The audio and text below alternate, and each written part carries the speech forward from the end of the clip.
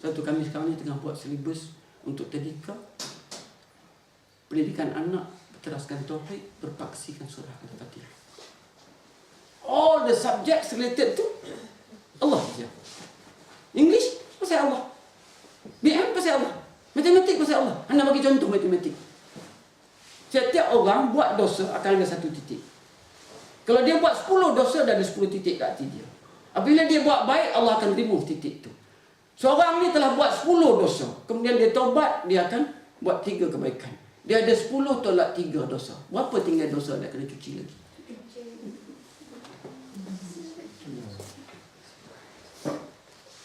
Tak boleh ke kita buat benda tu?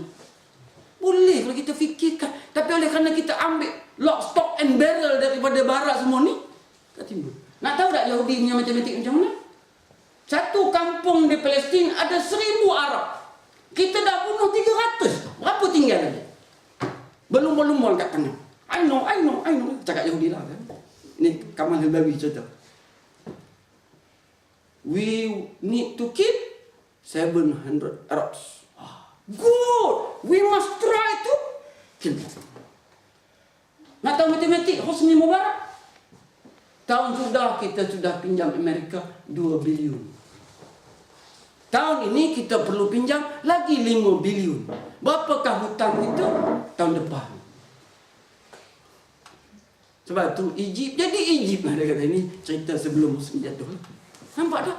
Malaysia punya masih lagi baca buku. Ahmad dan Ramasani pergi ke Padang main bola sepak. Masa anak sekolah ni. Anak kata apa salahnya Rasulullah pergi bersama Abu Bakar ke Gua Thur. Struktur bahasanya sama tak? Tapi kenapa kita tak buat? Ada tak buku macam tu di sekolah? Tak ada. Kerana kita tidak ada keinginan nak balik pada Allah, balik pada sistem Allah. Tidak ada keinginan untuk jadi hamba Allah. Setuju tak? So something need to be changed. Jangan harap orang change, kita change. Kami buat sendiri silibus. Tulis buku sendiri. Keluar duit, kawan keluar duit 90,000. Duit dia. Patut boleh beli rumah tak? Dia patut beli kereta dia buruk lagi. Inilah dia kata investment dia. Cetak buku. Tak tahu ada datang sini ke buku cetak. Sikit. Kan kami bawa juga sikit untuk orang sini tengok apa yang kami cuba buat. Mungkin boleh tolong recover balik belanja sahabat kita yang cetak buku tu kan. Kita panggil Islamic English. Jadi hadis ni sangat menarik. Siapa yang ingin mengetahui kedudukannya di sisi Allah, hendaklah dia mengamati kedudukan Allah dalam dirinya. Di mana Allah dalam hidup kita seharian? In the morning, di mana Allah? In the evening, di mana Allah? Di waktu kerja, di mana Allah? Allah ni tak wujud dalam diri manusia. Lepas mayat, Assalamualaikum warahmatullahi wabarakatuh, Assalamualaikum warahmatullahi wabarakatuh, tukar pakaian, pergi tepi jalan, minta rasuah.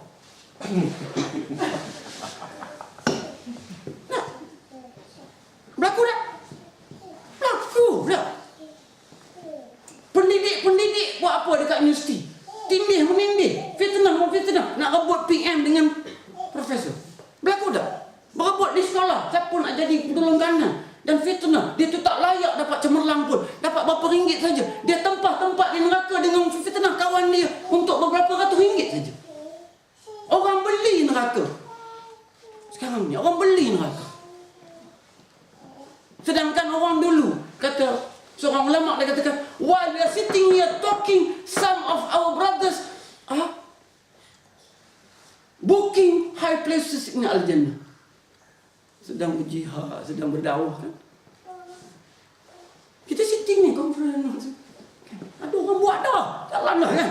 Hidup dia macam tu dah. Sebab syurga mahal. Inna Allah ishtara minal mu'minina anfusahum amwalahum li'annahum jannah. Dia jual dah. Belakang dia tulis dah. Already sold. Tak tulis kat t-shirt dia lah. Kerana dia memang jual diri dia dah. Dia takkan guna any part of dia punya body untuk lain daripada to serve Allah. Jadi kita sampai daripada anak kita. Ataupun kita create Saturday school, Sunday school ke apa kan. Parents tak ada rule.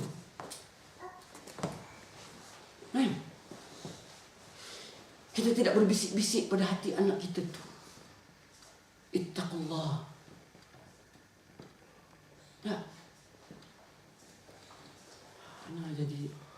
Anaknya pergi ceramah ni jadi terapi, dia lupa sakit sekejap. Jadi semangat. Tu tak buka lagi dia.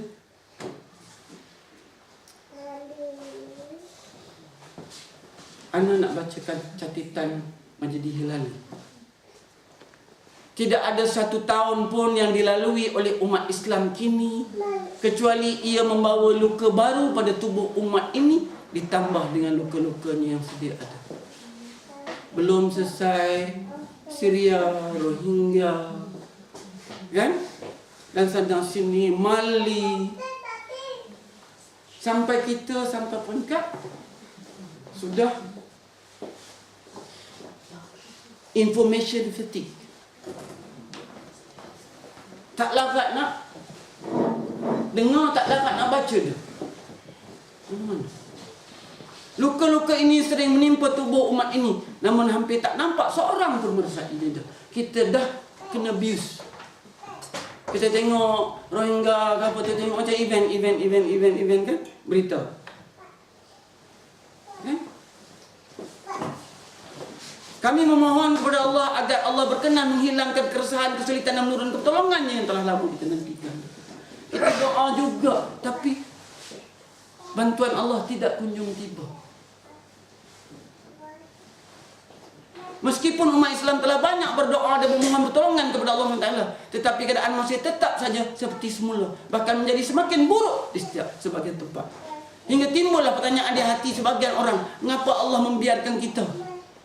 Kenapa Allah biarkan kita? Seolah-olahnya Allah pun biarkan orang Islam juga, kan? Terasa tak?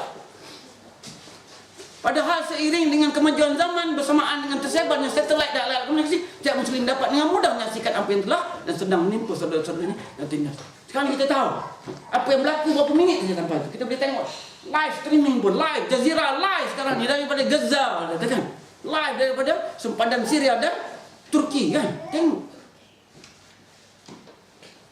How do we feel? Donate sikit dekat masjid apa, bank in dekat relief apa. Nah, other than that, kita continue kita punya life as if nothing happened. Maksiat, anak di statistik ribu-ribu anak-anak kita yang lakukan jenayah di Malaysia. Tiap-tiap tahun ribu anak-anak umur 13 hingga 15 tahun ikut lelaki dan selepas 2-3 bulan rosak, mengandung. Ribu. Almost every day, in fact every few hours saja ada anak luar nikah yang sedang dilahirkan. Setuju tak? Dan apa masalahnya? Anak-anak luar nikah ni akan timbul masalah. Semua tu tak tentu dasar dah. Mungkin kahwin adik-beradik dah semua lagi gitu. Anybody do anything? Yes, a few people maybe. Kita continue dengan kita punya life as if hati kita sudah abuse. Kata orang utara, ada orang utara sini tak? Tak ada. Nah, mangli. Macam budak ni terlalu kena pupil sangat. Pupil lah, kata kan. Tak ada apa dah. Ataupun dah kebah, kata kan. Kebah dah tak rasa apa dah. Ni dia kata information fatigue. Yes, we are listening, we are viewing, nothing.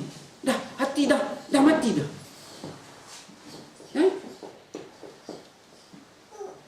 Mengapa Allah tidak mengabulkan doa kita? Kenapa Allah tak keluarkan kita daripada hinaan? Bilakah Allah akan cegah orang jahat ni daripada menzalimi orang yang baik-baik? Kenapa Allah seolah-olahnya Allah abandon kita dah? Kenapa jadi begitu? Sebabnya hadis tadi itu. Apabila kamu tidak menyuruh pada ma'ruf, kamu tidak cegah mungkar, worse still, kamu suruh pada mungkar, cegah ma'ruf. Apabila kita perlu panggil Psy dengan Gangnam Style dia untuk hiburkan rakyat, you have reached the climax of decadence. Anda tak cakap politik ni satu-satu je lah. Kerana anda bukan orang politik. Anda adalah orang yang ajak manusia pada Allah saja. Nah, how low can you go? Apabila fitnah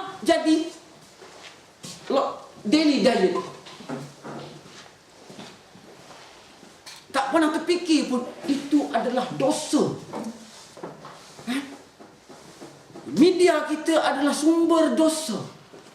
Yang menyebarnya berdosa, yang mendengarnya berdosa. Tak. Anak nak kontrol diri anak supaya tak kakak benda-benda tu.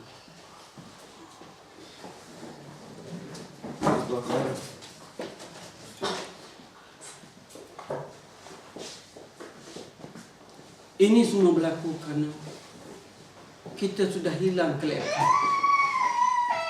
untuk mendapat bantuan ini. Kalau Allah tolong juga kerana sifat rahmah dan luas, tapi kita dah hilang. Anak dijemput untuk pergi ceramah pecutan terakhir SPM.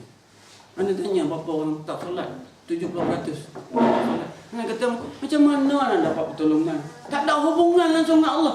Kita harapkan di hujung-hujung SPM tu salah hajat perdana. Kemudian minta ustaz mana baca. Buka putih takut ayat tak masuk. Macam mana ayat masuk ke mana? Kau tutup tak masuk ke surah Yasin. Woi kena buka. Anak bagi contoh pada anak-anak dekat Oris dia katakan. Sampai iklan pun ayam kami, ayam yang istimewa telah dibacakan 30 juzuk Al-Quran. Tak apa. Anak gelap dan anak sedih. I rasa tickle as well lah, rasa sedih. Sampai macam tu sekali kita keliru. Ayam ni tak perlu Quran. Yang perlu Quran manusia.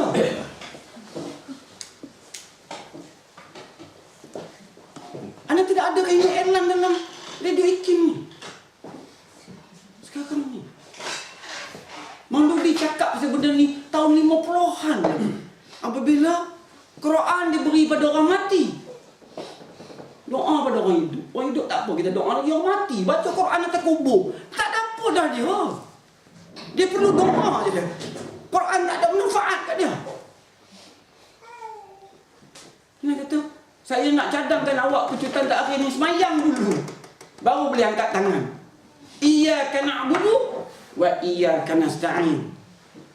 Solat dulu baru minta. Ada password dia. Login pun password. Kan? Allah sebut. Tak ada. Yes. Yang baik pun nampak keterampilan luarnya baik, hatinya kosong daripada hubungan dengan Allah.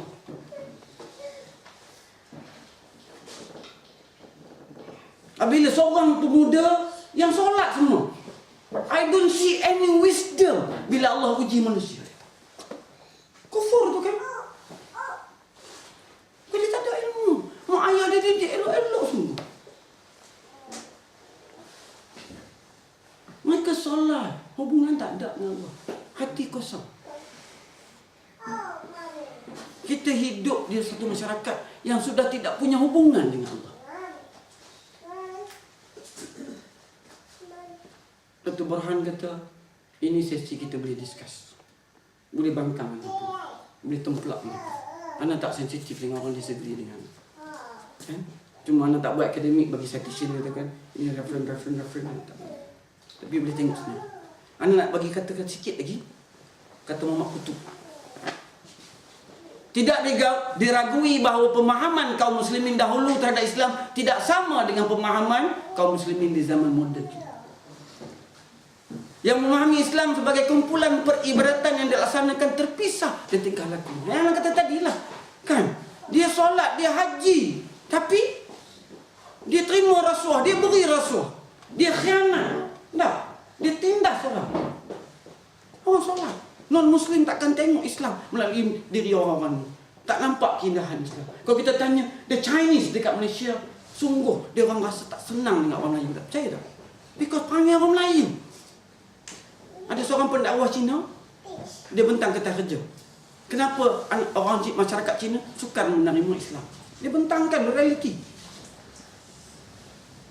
Kawan anak, dia kata, Cik Rozli saya dalam keadaan sesak biasa buang air dekat tokong, biasa buang air dekat gereja, biasa buang air dekat masjid. Agak-agak di 3 tempat ni, toilet siapa paling top sekali?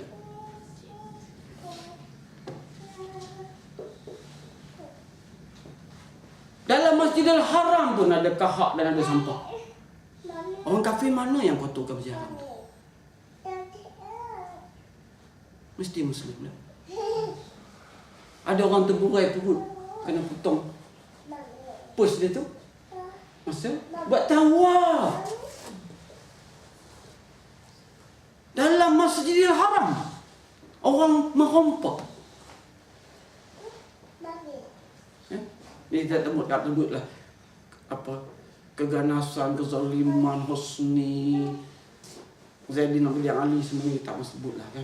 Yang kita semua maklum tu. Jadi dia katakan kita dah hilang dah tu.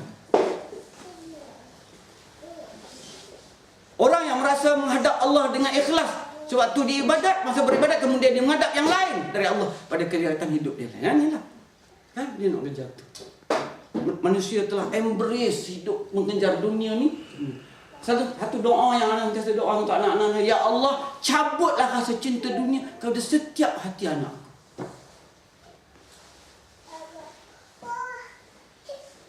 Biarlah mereka hidup seadanya, walaupun dia profesional. Jangan dunia duduk dalam hati mereka. Adalah kepakaran yang boleh serve Islam saja. Kan? Nak makan pun banyak mana. Nak makan dak nasi belau selesai dah. Ya? Kaum muslimin tidak memahami kalimat syahadatain. Kalau anak segan sikit nak tanya macam ni kan. Tapi anak mohon volunteer saja. Siapa boleh sebutkan anak 7 syarat syahadatain itu diterima? Yang ikut kursus waris dan menjawab.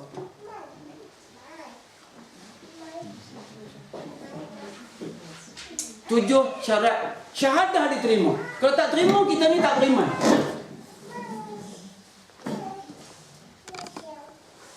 Ini penting volunteer.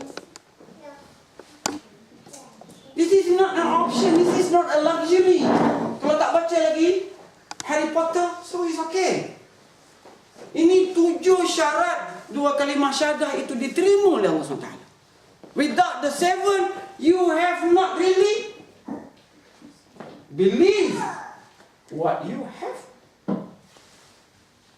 committed untuk beriman. Name one. Agak-agak saja. Boleh kan buat macam ni? Tuan-tuan berani? Anak tidak nak ridicule. Nak ceritakan what need to be done. Anak nak ceritakan this is where we are now. This is where we should be. There's a big gap between the two, and we need the process to go through sincerely, and must work really, really hard to go that side, because that is Al-Jannah. If you stay here, you end up in hell. Sorry to say. Tak kira lah kita ni macam ni. Walaupun umur berapa. Anak tahu benda ni bila? Umur anak dah puluh-puluh. Orang tahu 7 habits ditulis oleh COVID lah. Ni 7 syarat ni boleh. Try. Tembak je lah. Budak kita tak boleh proceed. Password tak ada. Try 3 kali, shut off. Try. Boleh tak? Kakak-kakak juga. Adik-adik semua dengan kakak-kakak. Yakin bukan kepada Allah. Yakin, yes, one. Alhamdulillah. Dia tak ada banyak-banyak tu. Satu, yakin, please. Al-yakin dia panggil. Tapi prior to al-yakin, mesti yakin to something. Dia ada al-ilm. Yes, that's the first one. You cannot really ada syahadah, cannot ada belief without ilmu. It's not something that you can inherit from your parents. Yes, agak-agaknya begini. Iman boleh ke agak-agak? No. Boleh transfer? No. Nanti kita akan tengok tarbiyah is something you have to do it personally. Macam mana makan kena personal, macam mana minum kena personal. Nobody can eat for you, nobody can drink for you, nobody can tarbiyah diri for you.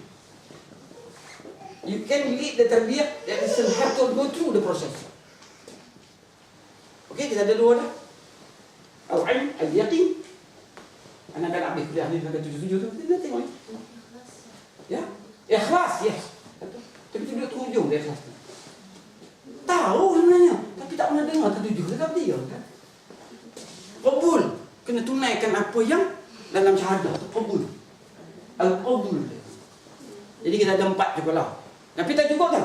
Dia kena ada 7. It's not a mathematics. I managed to know 4 out of 7. No. You must know all the 7 or you not dah. Tak accept lagi. Keimanan itu. This is serious kan? The basic thing about syahadah kita tak aware. What is more basic than syahadah? Tak tak. That is the door.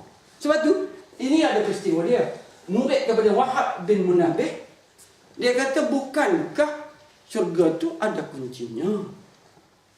Anak kat short peristiwa tu kan? Kata Wahab bin Munabbih, memanglah. Tapi setiap kunci ada giginya. Kunci syurga ada 7 gigi.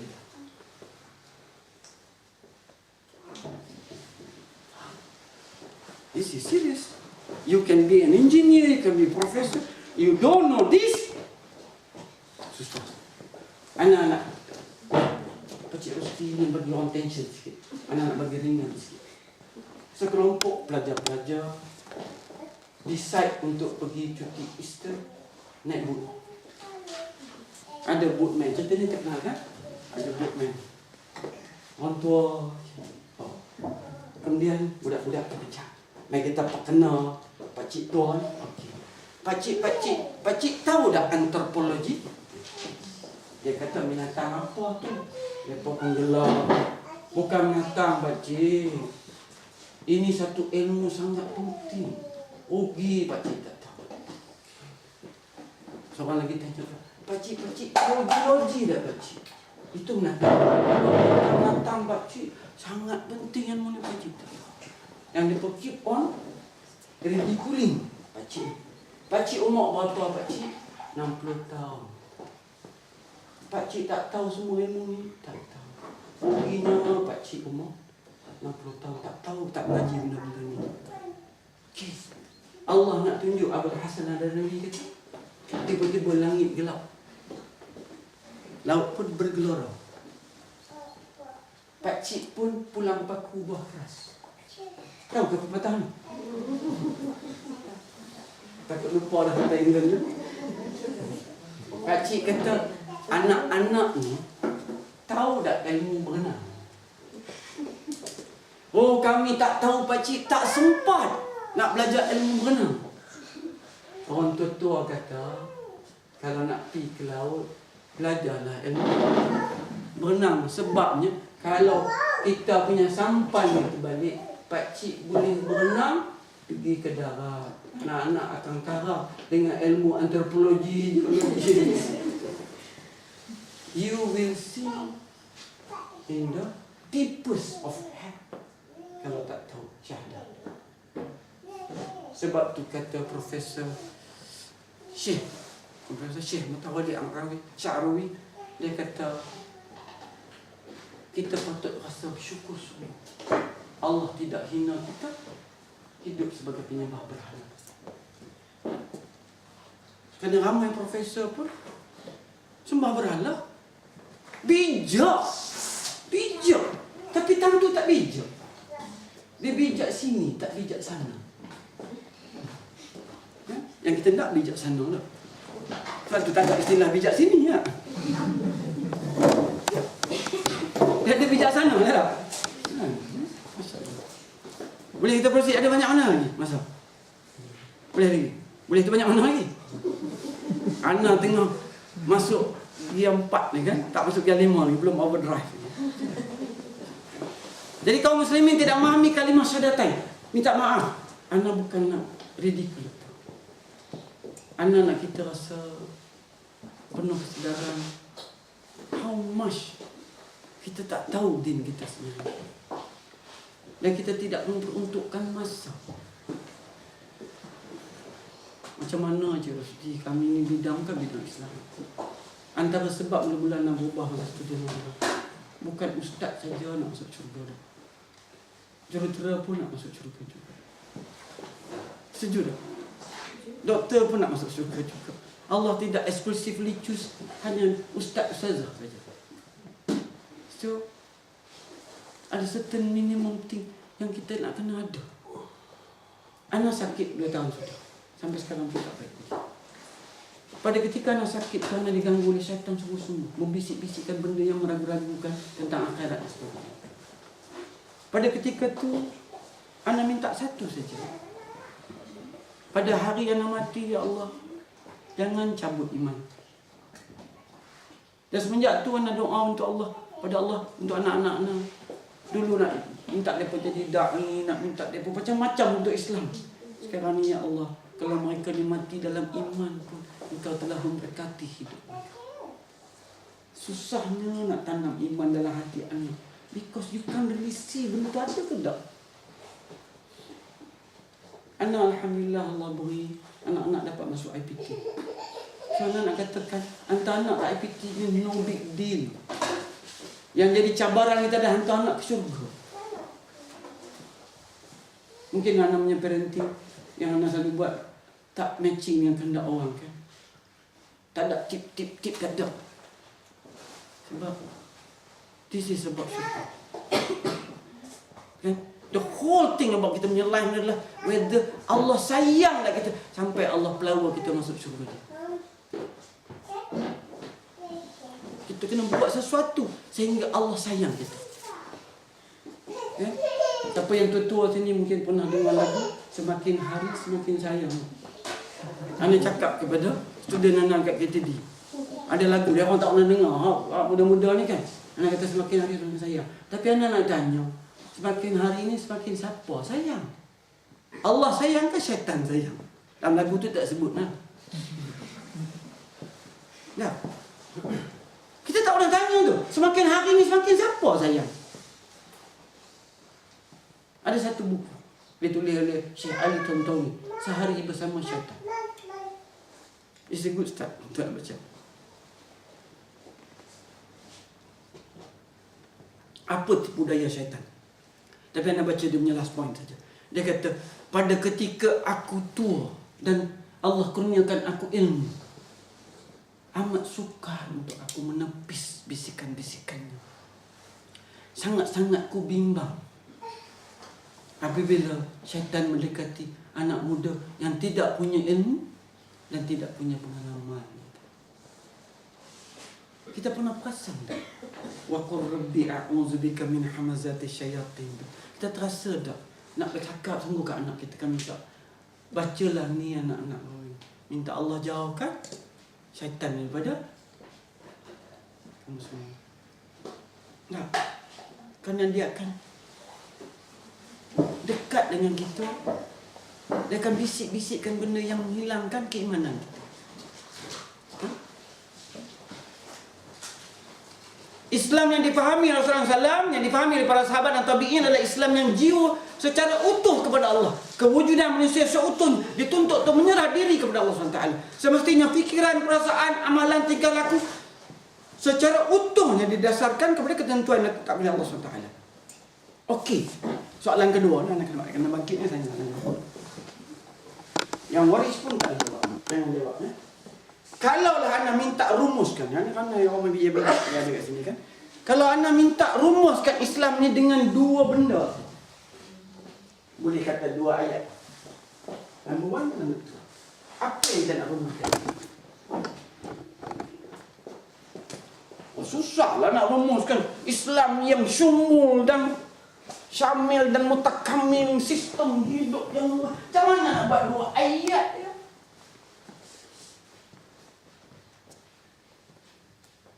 Kita reduce filter until you reach only 2 ayat. Okay, right? Ayat Melayu. Apa dia? Doktor? Number 1. Fundamental. Very basic. If you lose this, you're not a Muslim.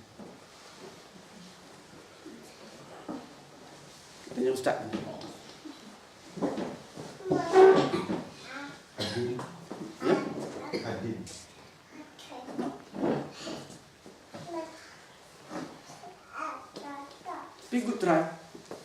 Islam cara hidup.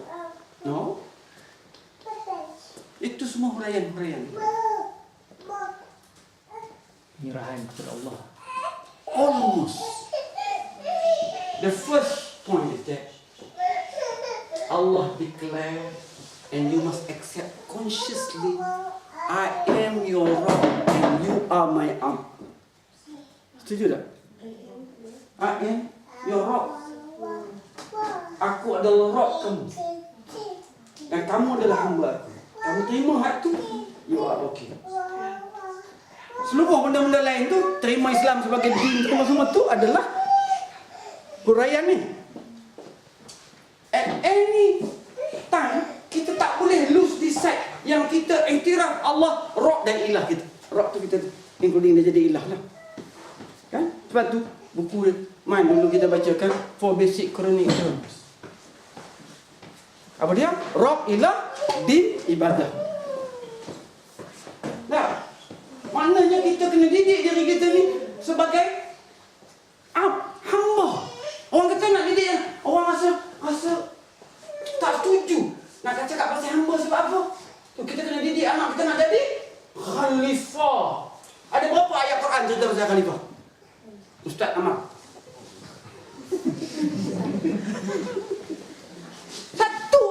Satu ayat saja cerita pasal khalifah. Yang kita rasa ada berapa ayat cerita pasal jadi hamba? Abdun syakura wa ibadur rahman. Subhanallazi asra bi'abdihi. Banyak. Nah, yang jadi khalifah itu adalah dulu sebelum jadi khalifah dah. Yang boleh jadi khalifah, yang layak jadi khalifah itu adalah hamba Allah. Dia perhamba diri pada Allah dulu, baru dia boleh jadi khalifah. Setuju tak? Dia jangan terima je cakap Pakcik Rusdi ni kan. Tak? Agree tak? Nombor 2 apa? Okey, dah bagi dah. Itu dah bagi dah. Jawab bonus dah tu. Nombor 2 apa? Since I am your Rabb and you are my Abd. How to follow?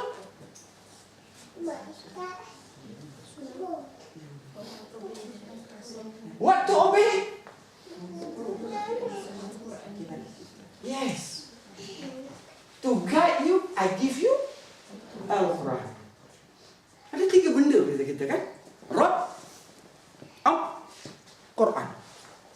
The relationship between Rabb dengan Abd itu adalah Allah bagi Quran kat dia. This is very fundamental. Huh? And this is very important kan? Kalau kita tak tahu hakikat Rabb ni, Allah yang jadi Rabb tu adalah ilah bagi kita, maka la ilaha illallah tu tak ada meaning bagi kita. Because you don't know what ilah that you eliminate. Sebab tu Maududi tulis, setengah orang kata tak setuju. Ada 4 perkara yang penting yang kita boleh belajar dalam Quran. Rabb, ilah, din, ibadah. All these 4 kalau kita tak faham, kita tak faham Islam. Zaman-zaman dulu lah kita baca buku tu kan. Buku tu tak ada lah gambar. Kena cari. Kalau buku Maududi boleh cari PDF dia, e-book dia. Google kan saja, for basic Quranic term rasanya keluar. Dan dia uraikan macam ni. Saya kutuk ambil buku tu juga untuk tulis dalam dalam milestone tu. Sebab buku tu adalah Allah ilham dalam Maududi. Dia boleh rumuskan 4 benda yang paling penting sebagai Muslim.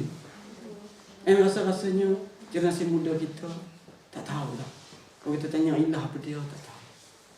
Tanya Rabb pun tak tahu. Jadi dia tak tahu Rabbul Alamin. Alhamdulillahi Rabbil Alamin. Dia tak tahu lah. The verse has no meaning pada dia. Ar-Rahman Ar-Rahim. Maliki Yawmiddin. Ada tengok dah dekat YouTube, Syekh Shuraim tak boleh habiskan Al-Fatihah. Bila dia baca Iyyaka na'budu wa iyyaka nasta'in. Tak pasal apa. Dia so touch. The whole life hangs on that. Iyyaka na'budu. Sampai Ibn Qayyim Al-Jauziyah tulis Madaris Salikin 3 volume. Bukan menghuraikan Fatihah, menghuraikan Iyyaka na'budu wa iyyaka nasta'in. The whole life kita dengan Allah ni yang terikat dengan berabudiah pada Allah dan minta pada Dia sahaja. This we have lost. Dalam vocabulary kita, dalam life kita. Ana suka buat tajuk sebenarnya kalau sesuai tentang kehilangan sebenarnya. Satu tajuk yang Ana buat dengan student lah. Apa yang telah kita hilang daripada hidup kita sehingga Muhammad Kutub kata setelah hilang semua ni, hal nahnu muslimun, Islam lagi ke kita ni? Dan generasi muda kita. Okey, kalau anak cakap pasal politik sikit lah. Kau siapa menang pemilihan raya ni, anak kita tetap jauh daripada Allah. Kerana yang hilang bukan kepimpinan saja. Yang hilang adalah kepimpinan Allah. Manusia terputus. Akidah yang benar, yang bertenaga itu sudah hilang daripada hati-hati Muslim. Muslim ada akidah secukupnya supaya tidak terkeluar daripada Islam dan murtad. Itu yang ada tinggal sekarang. Dan ada Muslim dah hilang semua kecuali Islam. Iman dia cukup untuk solat yang tak khusyuk. Dia boleh buat pergerakan tu saja. Hatinya tak ada dalam solat tu. Termasuk kita pun. Kemudian dia ada iman kuat sikit. Dia mampu juga bayar zakat, himpun duit pergi umrah. Kadang-kadang tiap-tiap tahun dia berbangga dengannya. You dah berapa pergi dah kali dah pergi umrah? I tiap-tiap tahun. Tak ada ayat umrah pada dia. Batal semua dah. Sebab dia ujub ni. Tak ada. Sekarang ni umrah jadi trofi.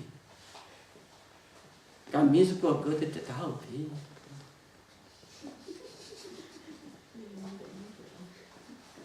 Sebab tu ada hadis kata akhir zaman ni ada 3 kategori orang pergi haji. Kan? Apa kategori dia? Orang kaya pergi melancong. Orang yang sederhana pergi meniaga. Orang miskin pergi mengemis. Depan masjid, depan Kaabah dalam Masjid Haram, orang cerita pasal projek. Kan? Projek. Hormatlah Kaabah sikit lah. Ada orang yang iman dia kuat sikit, dia ajak orang balik pada Islam. Mungkin kita kategori itu. Kan?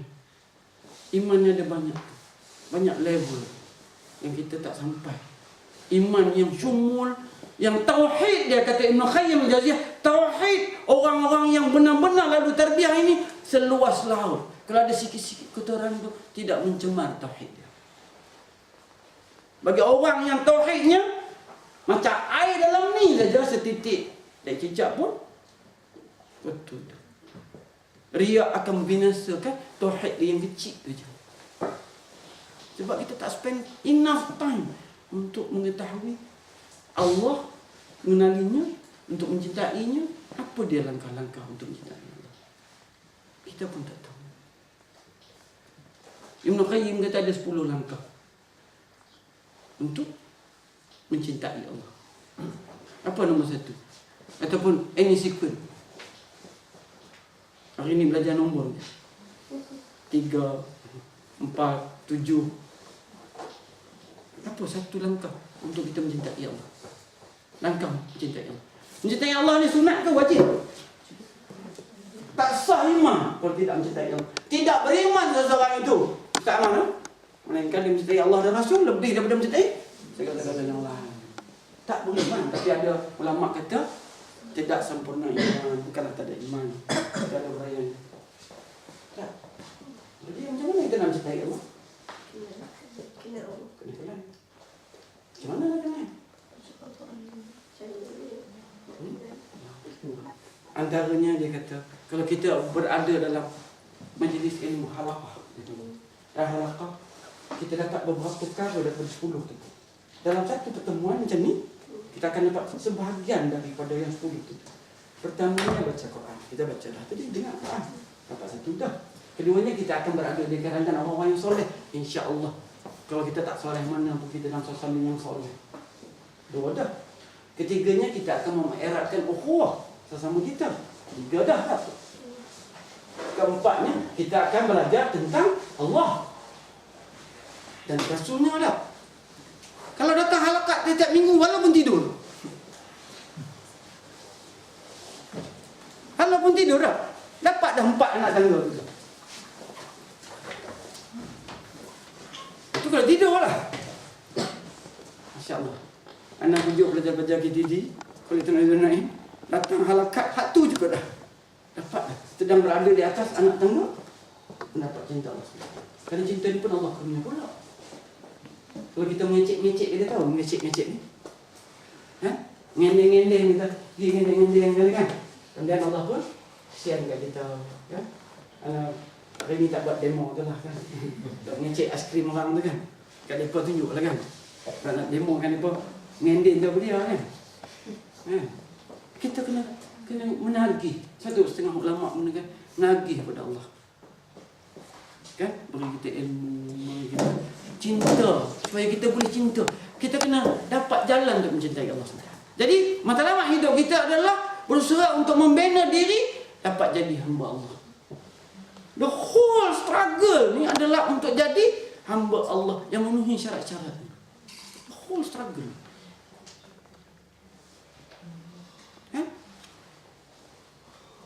Apa yang boleh bantu kita untuk dapat kebahagiaan tadi? Tajuk dia. Ada ilmu dan ada iradah, ada drive untuk capai benda itu. Apabila kita lalu jalan ini, kita akan kejenuhan, kita akan keletihan, kita akan kelesuan. Nah, perjalanan itu jauh kan?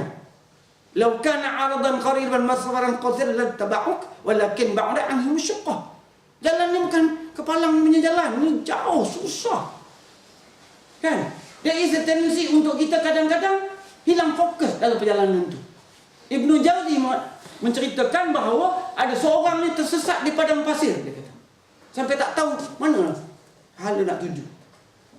Tiba-tiba dia nampak kepulan debu. Nampak ada satu rombongan daripada jauh nampak. Dia pun nampak, dia excited sebab apa? Dia akan diselamatkan insya-Allah. Kalau dia bergabung diri dengan rombongan itu. Oleh kerana excitement dia, pada ketika tu dia buka kasut, dia lupa nak pakai kasut balik, dia lari, tertikam duri. Dia pun tengok kaki, dia marah duri. Ini anak dramatize sikit lah, tak ada Ibnu Jauzi sebut yang tu. Dia tengok duri, dia perhati duri tu, dia marah kat duri tu, dia tengok luka dia berapa dalam, luka dia semua sekali.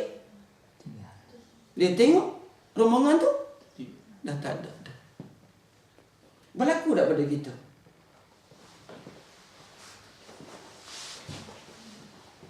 Apa fokus kita dalam hidup itu? Nak masuk syurga. Tapi dalam jalan nak masuk syurga tu ada banyak duri. Kalau kita fokus pada duri itu, hilang fokus kepada syurga tu, Allah tu. Jadi kita akan banyak mengeluh tentang duri tu dah. Letihlah kerja, banyak kerja bos bagi, jam, all about the thorns and never the goal. Nah,